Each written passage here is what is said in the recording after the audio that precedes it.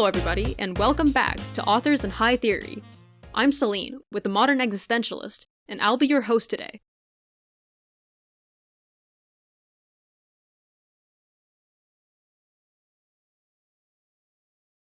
Nietzsche was not a sexist. When he speaks on the topic of women, his intention isn't to refer to any specific women, or even to all women in the world as a generality. When he speaks of women, what he's doing instead is actually attempting to describe their facticity, the situation and the circumstances in which women live and exist in our world of social objectivity. And Beauvoir does the same. When Beauvoir refers in her work to the concepts of man and woman, her intention isn't to refer to any specific men or women, or even to all men or women as a generality. Man is different from man or men. Woman is different from woman or women. When Beauvoir speaks of man and woman, she doesn't mean to identify the actual literal subjects and individuals who live and exist in the world. What she intends instead is to offer a description of their empirical facticity, not the situation in which they should or must exist, but instead the situation in which we can see and observe that they actually do exist. In other words, man and woman are terms which we use to refer to socially objective ideals, abstract theoretical representations which reflect expectations, the social reality which people believe that they will or should see, and which they will or should encounter and experience within our world of social objectivity. Existentialism, as an empirical discipline, is implicitly feministic in nature. This not because it explicitly concerns itself with the affairs of women, but rather instead because it's an empirically observable fact of the world that half the people who exist in the world are women. If it's the case that we, as existentialists, lay claim to a comprehensive empirical knowledge of the human condition, then it should be the case that we're able to demonstrate our possession of a comprehensive empirical knowledge of the condition of all humans. Beauvoir was an existential feminist, and in her own time, her work, The Second Sex, served to imbue and inspire the movement with a fundamentally empirical character. In the decades since her death, however, it can be observed that the feminist movement has become, itself, something far less than empirical, something fundamentally dogmatic instead. In the same way which modern philosophers tend to regard Sartre's work, modern feminists tend also to dismiss Beauvoir's existentialism as respectable, but dated, and thus inapplicable to the circumstances of the modern day. Moderate feminists take the position that men are no better than women, that men and women are inherently equal, and thereafter seek to impose this vision of order onto the world. Radical feminists, on the other hand, subscribe to the idea that women are inherently superior to men, and thereafter seek to impose their vision of order onto the world. As existentialists and empiricists, however, we should be able to see immediately that both of these positions are empirically wrong, as did Beauvoir, who, within literally the first 10 pages of The Second Sex, proceeds to completely dismantle and refute both these lines of logic.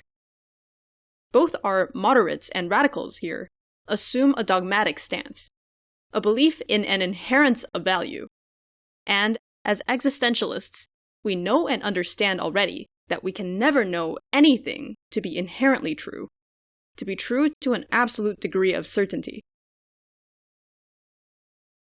Sartre speaks in his work of the idea of the gaze of the other, the idea that, within our context of intersubjectivity, within the act of the mutual observation of individual subjects by other subjects, we must necessarily perceive those subjects, which are other than ourselves, as objects which exist within the world which we believe that we perceive.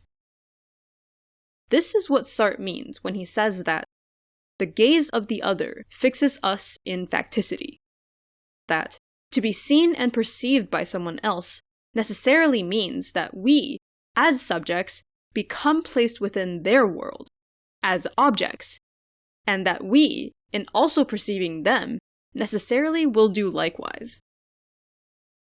Facticity, social objectivity, is a world of mutual representations which we, as subjects, share with one another. And though we may already believe and acknowledge those others as other subjects, as agentive individuals just like ourselves, we as human beings are still only ever really capable of perceiving each other as representations, as objects which we construct and imagine within our own minds. The gaze of the other fixes us in facticity, in a world of mutual acknowledgement, and a world of social objectivity.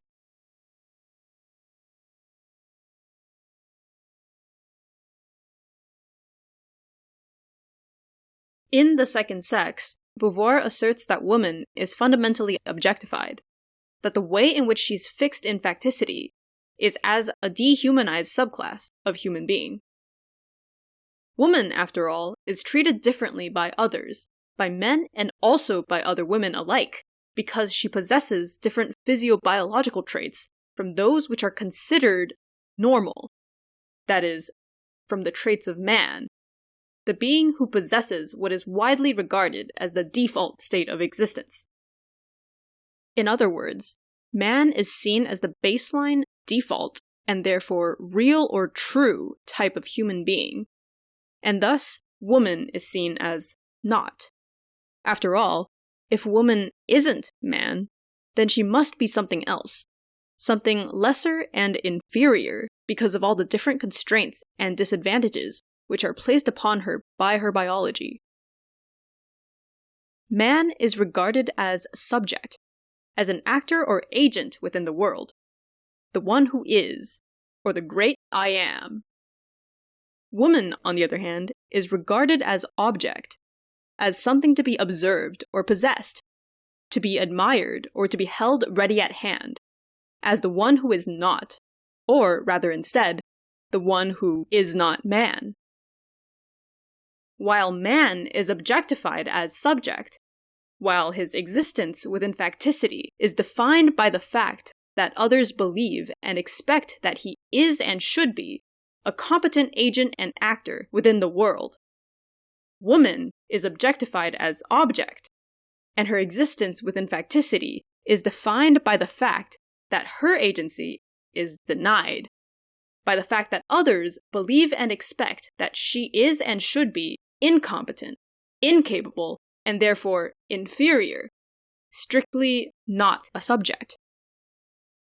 And for this reason, the personal philosophy of woman necessarily differs from that of man, because she, quite literally, lives and experiences an entirely different world. The way in which she's objectified within the realm of social objectivity necessitates that the truth which she lives is one which is defined by the fact that others believe her to be an object, that the gaze of the other fixes her as an object. In our previous series on Beauvoirian theory, The Evolution of Self-Awareness, we explored and laid out Beauvoir's archetypes of man, and discussed the way in which the logic which underpins Beauvoir's work is structured. If you haven't seen that series, I'd suggest you go back and watch that in order to get some context for this one. As a quick recap, Beauvoir's archetypes aren't typological, not an arbitrary metaphysical system which attempts to classify a number of personality types into a set of randomly arranged boxes. They are, in reality, an empirical system which describes a set of archetypical personal philosophies, a set of systems of thought and belief to which we can assign truth values based on our own observations. Alright then, let's get to graphing. So, we've got our box and our axes again.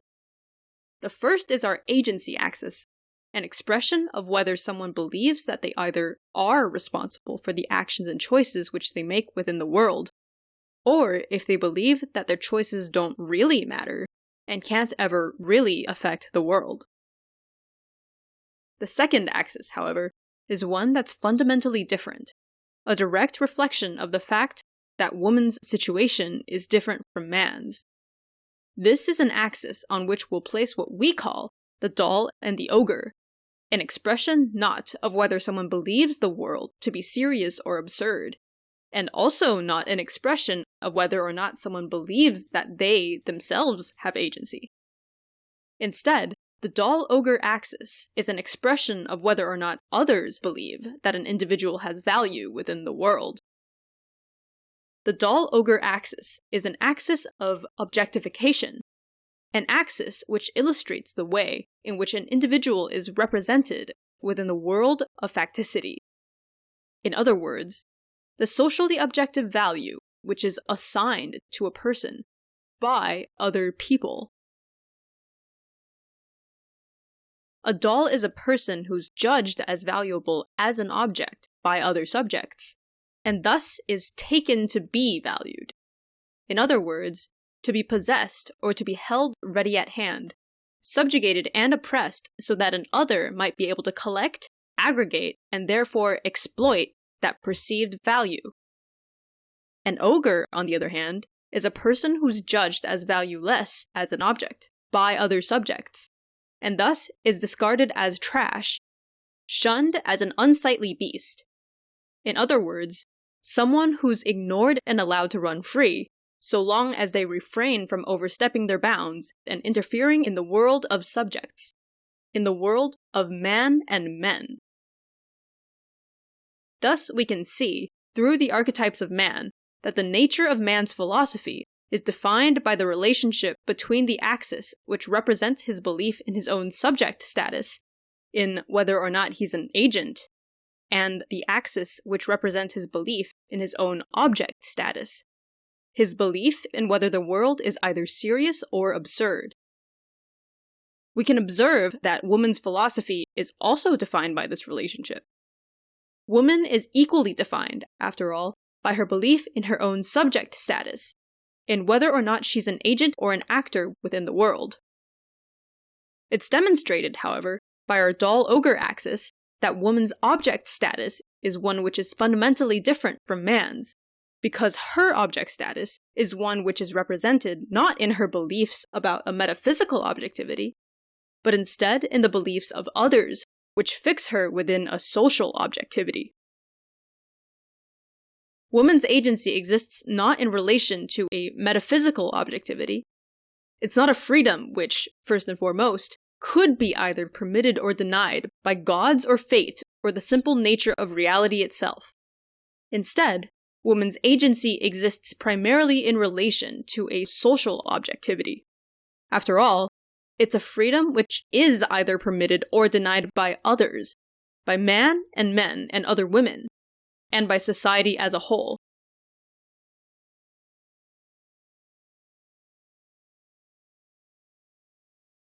All people begin as children, as individuals born into a world of which they have no knowledge.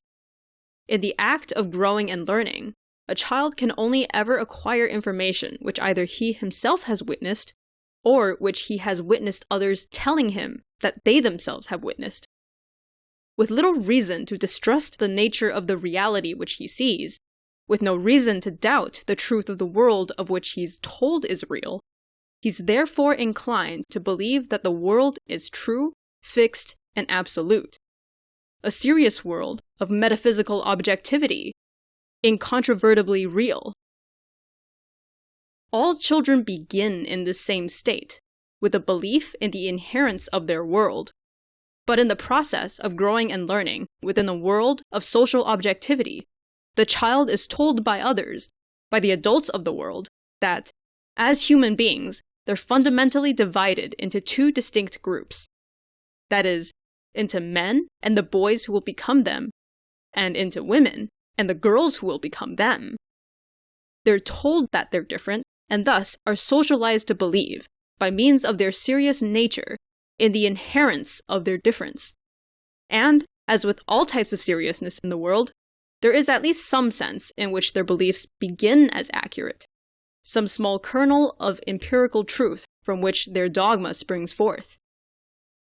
We can empirically observe, after all, that there's a physiological, biological basis for making this distinction. There's a sense in which woman's body is inferior to man's. After all, on average, it's physically weaker, less resilient, and geared innately toward reproduction and the rearing of children, while man's body bears no such marks or burdens, at least not on par with those of woman. Here, though, is where our empirical line of thought finds its end, and where a fundamental dogmatism begins to take hold instead. Where, in the minds of the inhabitants of the serious world, a simple empirical observation that woman's body is simply an inferior machine when compared to man's is transformed into a belief in the idea that woman's essence, her metaphysical soul, must also somehow be inferior to man's. This dogmatic conflation, this socialized belief in an inherent inferiority of woman, is thus what is taught and demonstrated to the child by the adults of the world. And so, while the boy is told that he's expected to, one day, grow up and become an adult, to become man, and to become a subject and an agent who will act upon and define the world, the girl, from the moment that she's told that she should and will become woman, is thus told that she should remain a child, that she should remain innocent, ignorant, and complacent, young and pretty, like an ornament, or a doll, that she should remain an object which exists in a world of subjects, in a world of adults, an object in a world which is created by man.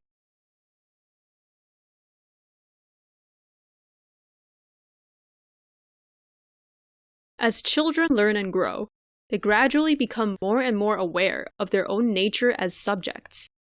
They realize that, at least to some degree, the world which they inhabit is one which is created and defined by man. And while the boy may begin to internalize this idea that one day he'll become an adult, an agent too, the girl is left with only the story which she's been told. That is, that she's supposed to remain an object. And so, we find ourselves once again at the crossroads, at the choice which all children must make, at the fork in the binary logic of the potential to either be or not be an agent. The difference this time, though, lies in the distinction between the way in which the boy and the girl have been socialized. While the boy is told that he should embrace his agency, that he's supposed to become the serious man, the girl is told that she's not supposed to have agency, that she's supposed to become the woman in love. The woman in love is the individual who's become aware of her own agency, but then chooses to deny that she's an agent. She's the one who embraces the story she's been told all her life, that she has no need to be an adult, someone who's responsible for the choices and the actions which she makes within the world, and instead, can and should just remain a perpetual child. In this way, the woman in love makes it possible for herself to imagine herself incapable of acting on or defining the world, to deny that she's responsible for anything at all, for the choices which she chooses either to or not to make. She chooses to surrender her agency to another, to the adult, to the man, and thereafter can choose instead to claim that she never had a choice, or that the choices were never hers to make, that everything is and should be someone else's responsibility. The woman in love is the woman who's done what she's been told that she should, that is, the woman who's chosen to bind her fate to that of someone who's her better, to an adult's, to a man's. Thus, she's able to live in comfort, readily conforming to the social expectation which has been placed upon her, knowing that the anguish of personal responsibility, the struggle and freedom of determining her own fate and of forging her own destiny, will, thereafter, fall upon her man. And so we can see that the woman in love is the individual who defines herself entirely as object. She derives her sense of her own value, after all, entirely from the way in which her man values her, and from the way in which she's seen by others as the woman of her man.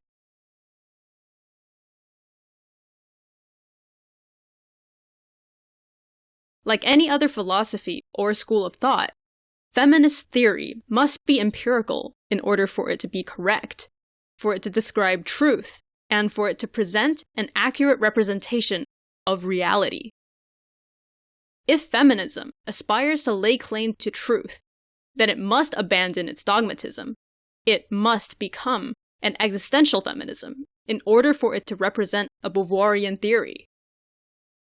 We are not human by birthright, but instead because we have made each other so. Man and woman are not inherently equal because nothing is inherent. Instead, for man and woman to become equal, they must be made equal by us, by means of the mutual intersubjective acknowledgement which exists between individuals. For man and woman to become equal, our social objectivity must be made itself into one which acknowledges them as equal. This series continues in the next episode, where we'll be discussing the other corners of the box and exploring the archetypes of women who reject the story that they've been told, who reject the object status that's been imposed upon them by their social objectivity. Stay tuned, and for now, this has been Celine, and I'll catch y'all on the next one.